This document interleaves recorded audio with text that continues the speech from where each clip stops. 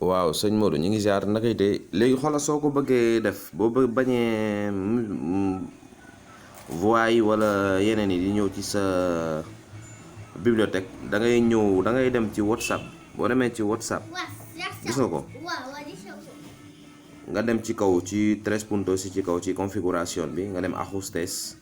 boo demee ba ajustes nga cliquer ci uso de datos boo ñëwee ba uso de datos gis nga fi mu def conectado a datos conectado a wifi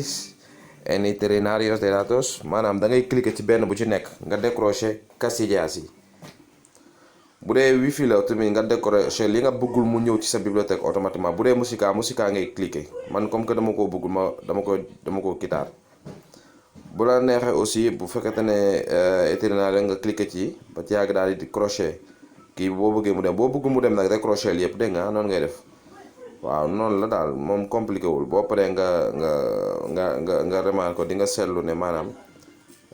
bagage yi du ñëw automatiquement ci sa compte daal waaw loolu moo doon kii bi rek boo defee nga yaatal ko soo bëggee Pam Mbengue bu Serigne Saliou moo doon wax ak yéen di DG wu Khelcom audiovisuel jaajëf